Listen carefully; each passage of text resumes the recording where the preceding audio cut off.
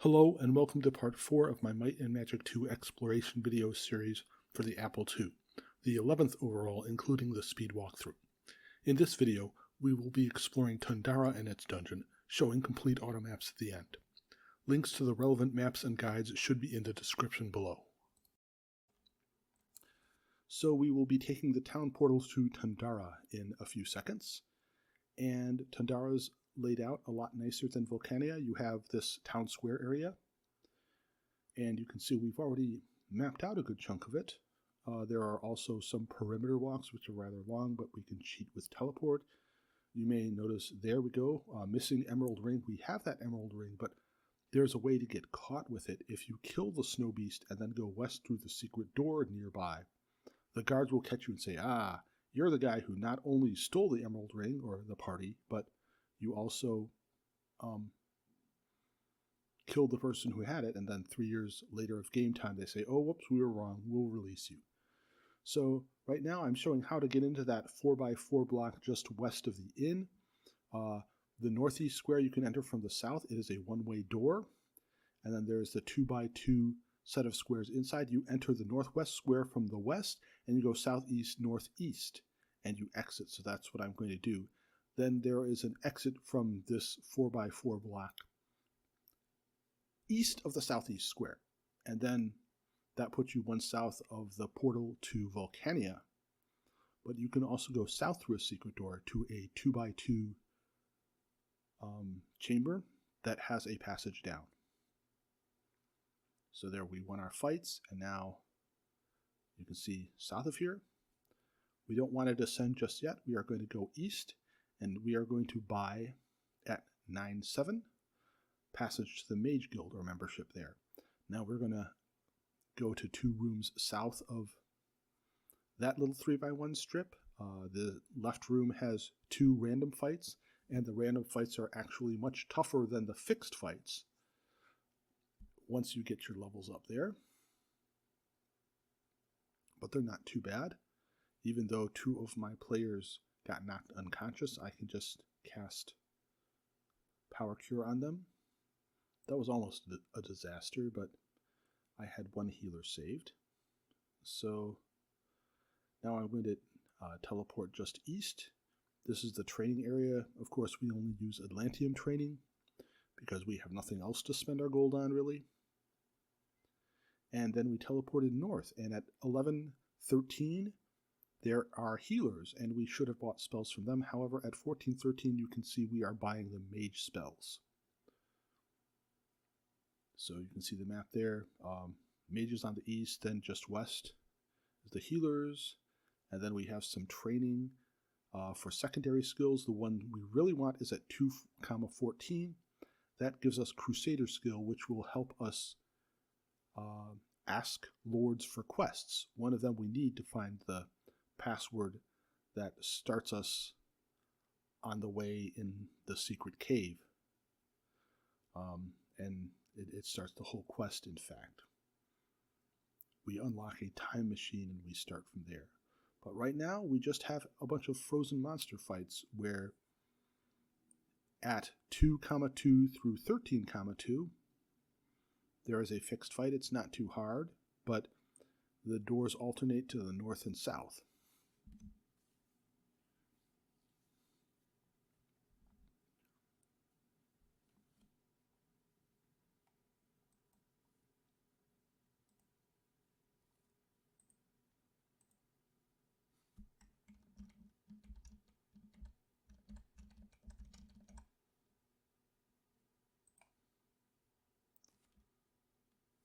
So there's not much to add to this, and I'm mainly including it because it doesn't take too long, and it does show you, yeah, okay, this isn't terribly tough, and there's no real risk of getting killed or ruining the map.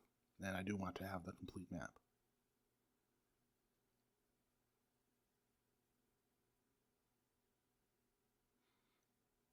I'm starting to have to drop some pretty good items because I have some very good items on me.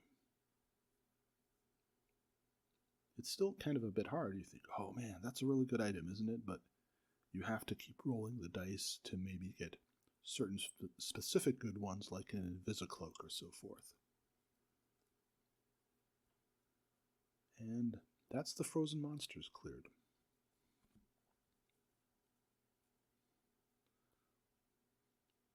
So now you can see we're using up light. Each square we go subtracts 1 light. I also think magic is not used here. So this is a little tricky.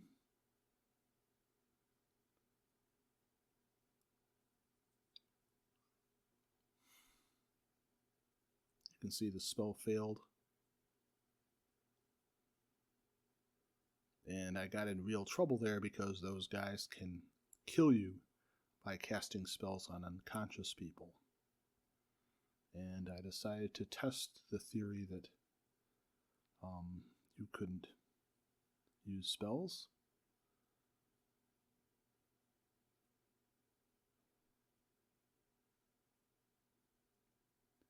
And that's not too bad of a fight. We've gone to the upper right. And now I forget what the lever does because I already knocked out the frozen enemies, or rather the button.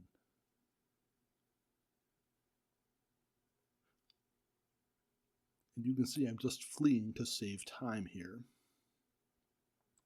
There's not much left to do with the Snowbeast, and in fact I'm going to use the trick of teleporting 1 south from the exit as I did to get the emerald rings. There aren't going to be any emerald rings now because my party has them. And fortunately there's some flag that says if you didn't get the emerald ring this time around, the guards don't attack you. So that's kind of handy.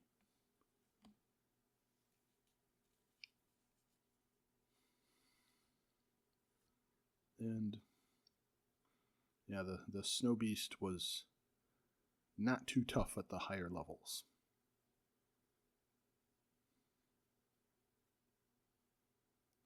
So there's not too much left to do here. I suppose it might have been fractionally better to teleport to 14-7 or whatever and then go through the secret passage. It's really funny too, I'm gobbling up light spells. I'm down to about 75 in there. I finally got a fight and was able to run. And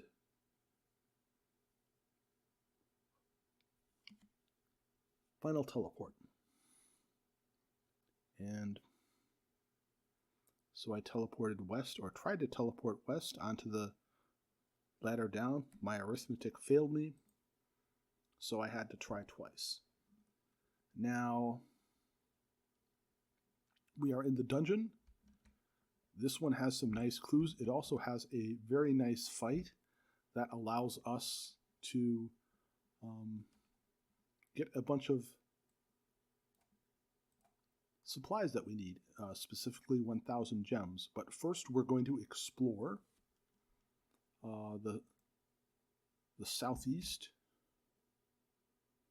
and actually we're going west at x equals 11, and then we find 2 secret doors into 1-by-1 chambers, and those give us some pretty good advice there. The Master Gem Maker, we'll see them in a bit.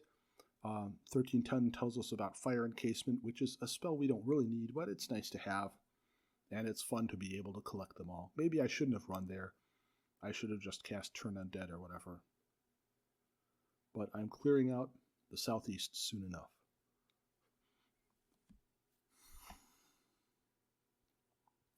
And there's some nice garbage stuff here.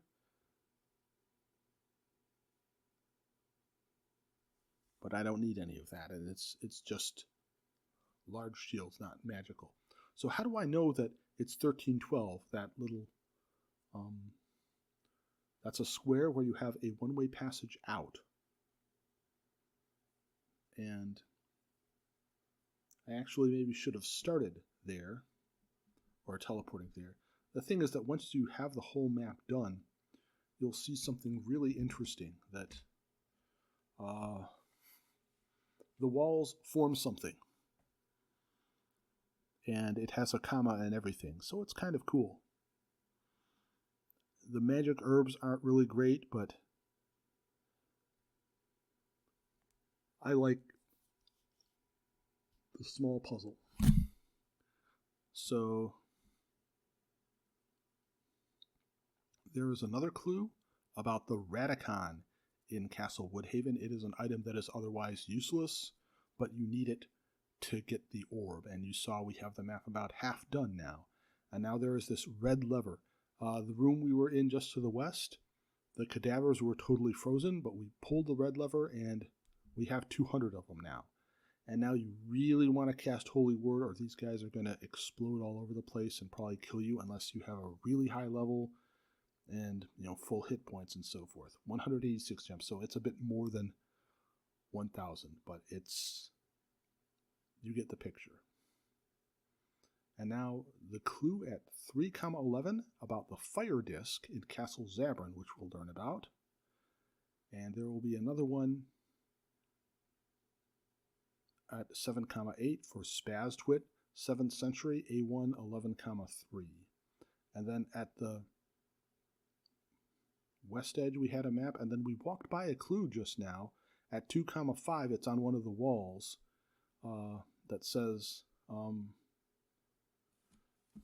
geez, what does it say? We also have 5,4 has the Natives Cove clues about Sherman and Nakazawa, whom we already got. At 2.5, I misplaced my notes here. It says the 4 discs are needed to get the orb. And so we're getting clues about them in the caverns. And you can see, okay, the map has the southwest done. So now we pretty much just have that much more mapping to do. It's not terribly exciting. You can see we have some of the southeast to go. Maybe we should have done that first. It always seems like once you have one area left, oh, I see how I could have done that more quickly. But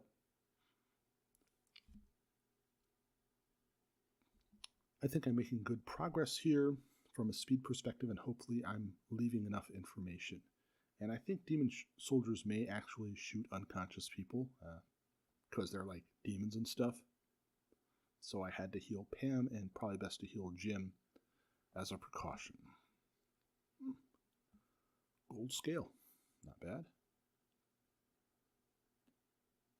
And the leprechauns here, we probably want to run from them. But I think I saved a state before attacking them, and won quickly enough, so yay there.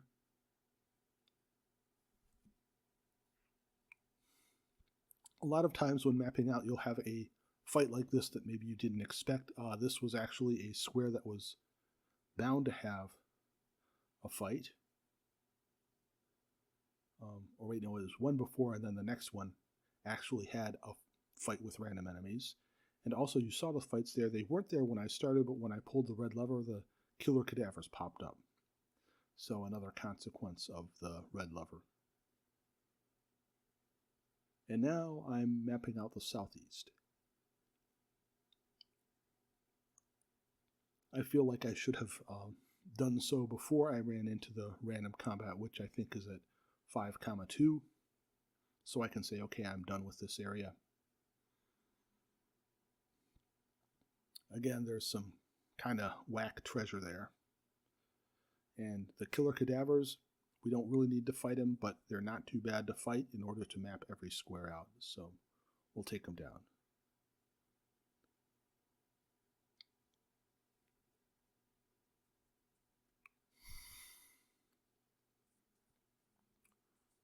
And we're getting closer. We have the perimeter to take care of.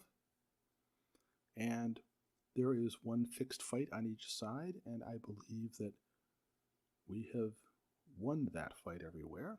So we're going to go back to the east, and then I notice, oh wait, there's one square that we haven't stepped on in the lower right. But we also have a secret door in the upper right from 1514 west. So we explored there, and then we went west along the top, and then we cast teleport to move up to the southeast. And that is pretty much everything for Tundara. So